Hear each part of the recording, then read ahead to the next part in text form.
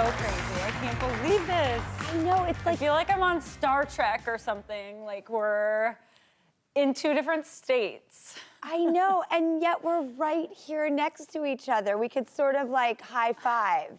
Yeah, I know, Which it's in amazing. COVID times is about all we could really do sort of anyway. Gosh, Zoe, I remember when we went to a dinner one time many years ago, and we were both literally kidless. We hadn't had our children yet. I know, it's crazy, isn't it amazing? Now we have kiddos. You have two girls? I have two girls, Olive 8, Frankie 6, and you have Elsie 5 and Charlie 3. Exactly. Now I hear that Elsie is a cat fan. Yeah, she's like obsessed with cats, like obsessed. She loves cats. And what's really funny is that like she likes anything sparkly. So like if I wear something that has sparkles on it, I'll be like, well, she'll say, I love that, Mommy. And I said, like, when you grow up, you know, I'll save it for you. You can have it. And she goes, but I'm gonna be a cat when I grow up. Oh, yeah. Oh, totally, I forgot, yeah. You'll be a cat, so we'll cut it down to cat size and make it a cat sweater. Well, this is perfect considering it's craft week. We could fashion her a collar and like, you know, like a little kitty ears. Yes, yes. And Charlie, I heard, is very obsessed with dinosaurs. Yep, loves dinosaurs. He pretends to be a dinosaur all the time. Where, like, because I'm in the two-girl club, and I've never experienced what it's like to be with a little boy. And other than like cats and dinosaurs, what is the difference between boys and girls? I'm so fascinated. It is really fascinating. My daughter is extremely independent and kind of cat-like in personality, like affections on her terms. Like she wants to hug you, she'll hug you. If she doesn't, she'll be like, I don't want to hug right now, you know?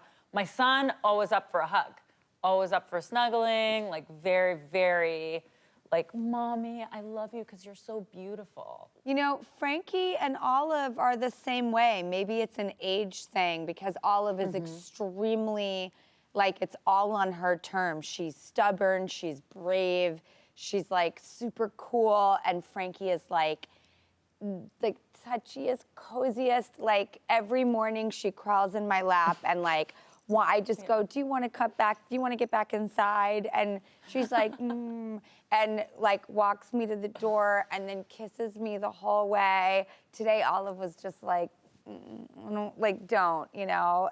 It's so true. Maybe it's like an age thing, or maybe it's us as parents, you know? I mean. Yeah, I mean, they're definitely both super sweet, but my daughter's just a little bit more. She's total boss. She's like, you do this. Yesterday she kept going, but I'm a director. I'm the director. And I'm like, I don't know, like they were like playing something and she decided that she was the director and he was like the actor. I'm like, but you have to give the actor like some agency. Like they have to be able to like make their own choices. I mean, your family is such a like creative family. Emily, your sister, is an amazing actress. Your mom is an actress. And your dad, I had the pleasure and privilege of working with very briefly, but I was so excited to work with the Caleb Deschanel, because he also is not only one of the best cinematographers like ever, and then he also did like one of the most beautiful films ever made is The Black Stallion. And I often watch it with my girls, and the footage on the beach is like, it's like an art exhibit every time you watch it. It's not like really a movie. Beautiful movie, yeah, yeah.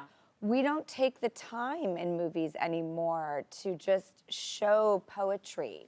I think it's like, I like doing movies like this where there's just time, there's not like constant cutting, there's like time to tell the story, they take their time. Like, I think people almost get nervous if you're not like constantly cutting, but it's really nice to just see a shot like play out. I think one of the new school movies that was a perfect transition was 500 Days of Summer. I mean, that to me is like just a modern classic. So fun to make. That movie was so fun to make. So yeah, we had the best time. I mean, Don't you feel like if you have a good time making a movie, it's usually good? This is just my experience.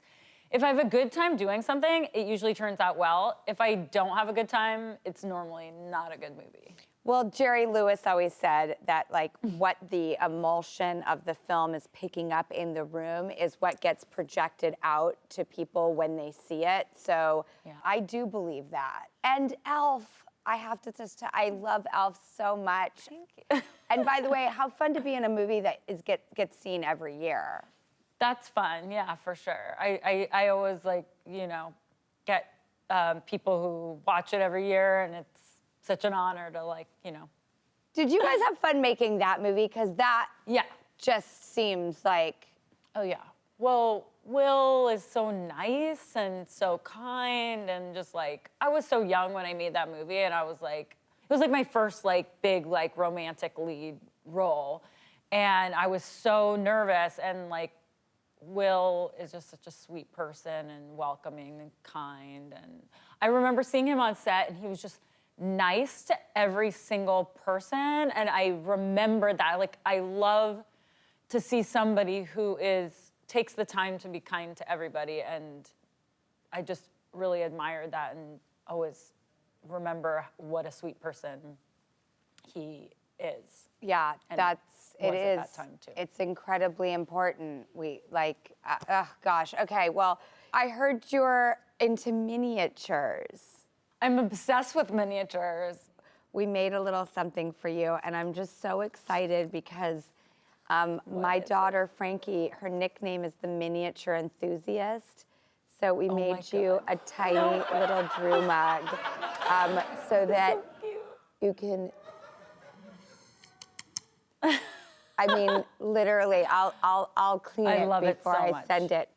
Zoey, I can't wait to do some crafts with you. I can't wait.